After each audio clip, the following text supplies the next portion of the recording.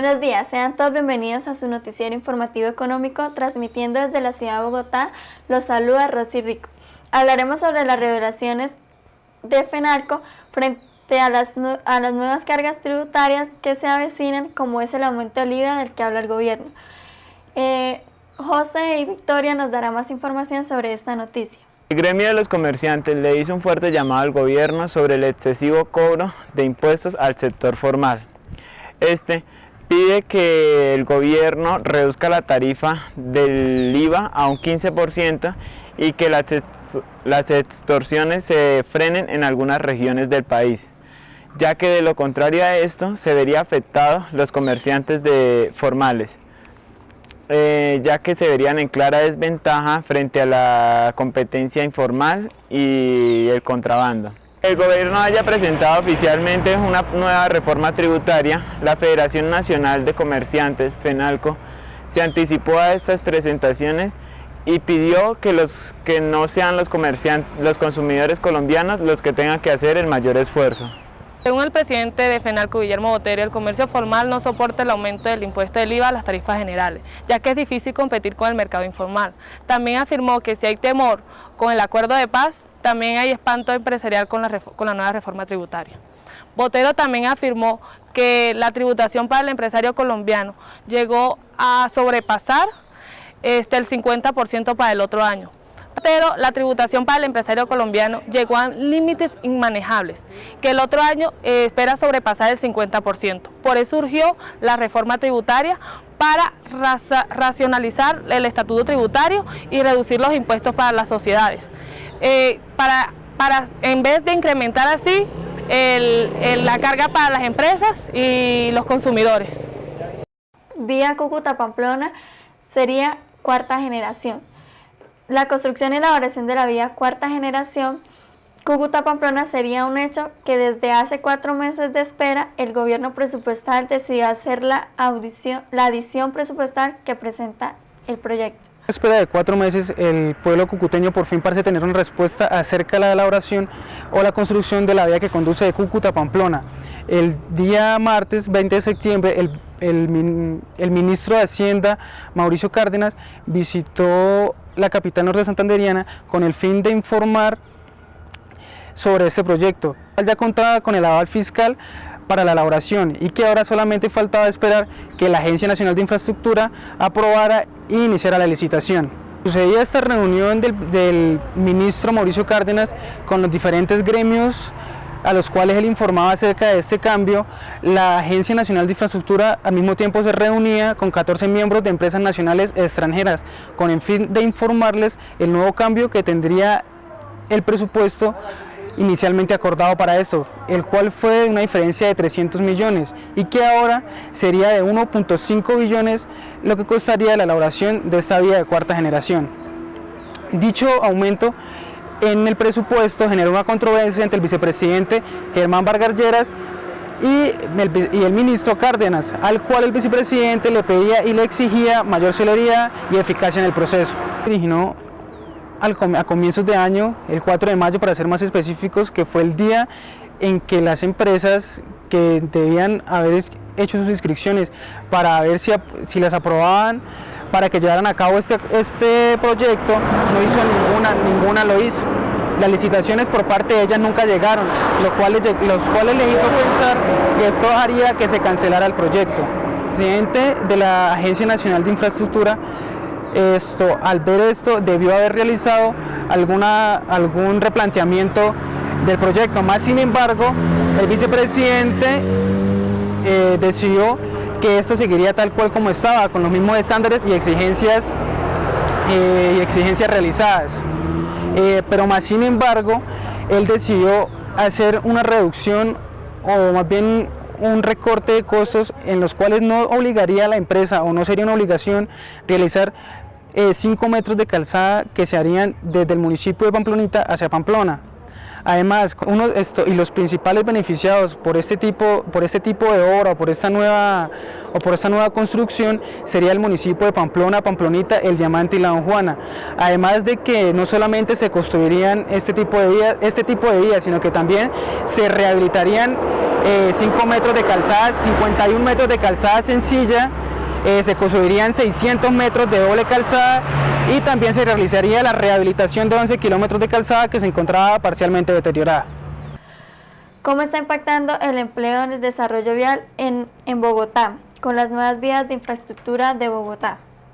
Así se está generando empleo en las obras de infraestructura, 140.000 empleos en vías, 80.000 empleos en aeropuertos y 46.000 empleos en puertos. Tanto las viviendas como la infraestructura son las locomotoras del crecimiento de empleo. Dice el vicepresidente Germán Vargas, solo el primer sector de empleo son de 1.400 empleados en Colombia en la economía nacional. El estudio identifica que la mayor contrataciones se hacen a niveles de operativos obreros de 47%, operativos del 27%, maestros de obra el 9% y los auxilios de coordinación el 8%. Los trabajos se demoran a 18 meses, esto es lo que hace que haya un empleo mayor de largo plazo. Exportaciones en países donde tienen tratado de libre comercio bajaron un 18% en junio. En el primer semestre de 2016 se ha visto reducido un gran porcentaje las exportaciones en países que tienen tratados de libre comercio. Cristian nos dará más información sobre esta noticia. Exportaciones a países con el Tratado de Libre Comercio han caído 18% en el primer semestre. Desde 1993, el país ha suscrito 16 tratados de libre comercio con países de la región y del mundo. Con Japón se encuentra en proceso de firmar uno. Gracias a cifras del Ministerio de Comercio, se indica que a junio de 2016 las exportaciones han sido de 10.563 millones de dólares. Estos son 18%, indican un 18%, lo cual es una caída frente al mismo periodo del año anterior. Y las exportaciones con países donde no hay tratados de libre comercio han sido de 3.761 millones de dólares. Esta es la caída más preocupante, ya que nos indica un 41,2%. El Ministerio de Comercio también ha hecho un estudio en el 2015 donde nos dice que las exportaciones han sido de 23.954 millones de dólares. Las cifras para 2015, según el Ministerio de Comercio, han sido que las exportaciones reportan 23.954 millones de dólares y las importaciones han sido de 33.507 millones de dólares. Esto lo que nos da a entender es que dentro de la balanza comercial hay 9.553 millones de dólares como déficit.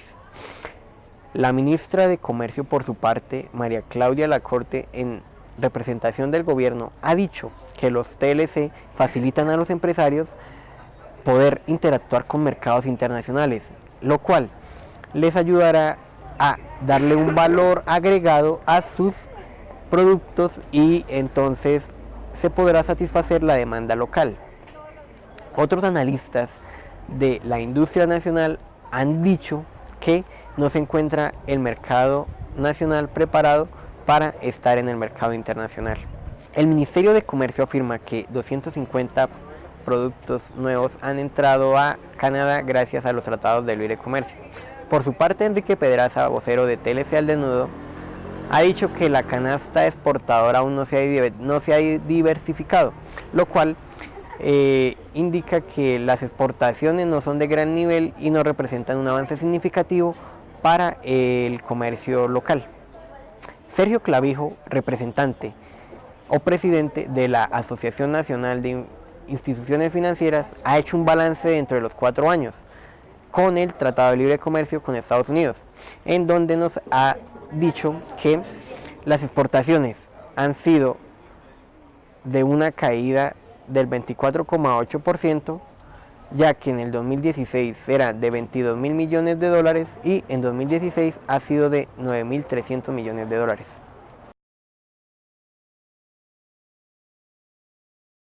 El Banco de la República tiene funciones importantes para controlar la economía del país hasta cierto punto, el cual establece políticas monetarias.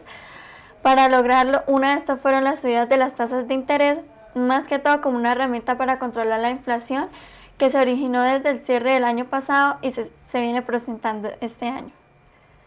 Dailin nos dará más información de esta noticia. Gracias, Rosy. Las expectativas de inflación son una de las variables importantes para el Banco de la República a la hora de decidir qué hacer con las tasas de interés. Este año la inflación estuvo entre las principales preocupaciones de los colombianos, al llegar a un 8.97% en el mes de julio.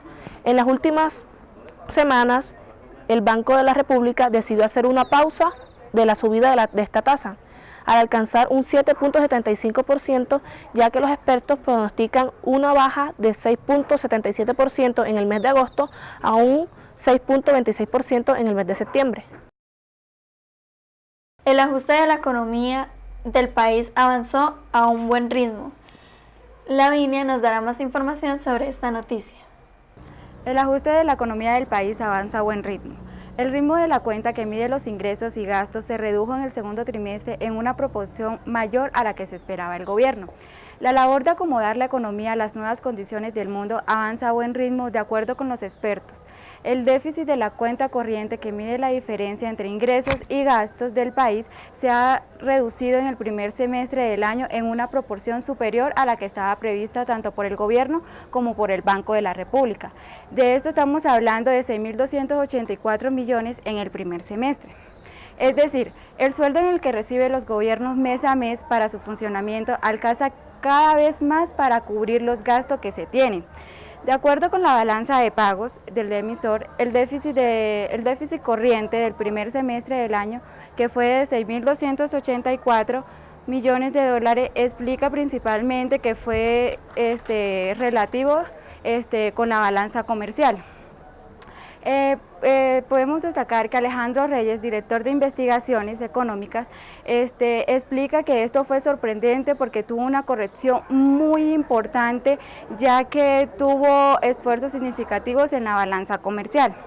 Destacó también que el déficit en el segundo trimestre fue del 3,9%, lo cual ayuda a corregir los riesgos grandes del balance externo y se sostiene que se está cumpliendo con las expectativas que se esperaba tanto por el gobierno como por el Banco Mundial. También cabe destacar lo que afirma este experto, es que es un dato favorable pero parcial, por lo cual es necesario seguir viendo la evolución del indicador para poder establecer el impacto que tiene la economía. Indicadores económicos. El café subió 1,50. El VR bajó 243,20. El precio del dólar bajó 2.911. El petróleo subió a 43,44. La acción de Ecopetróleo bajó 1.205.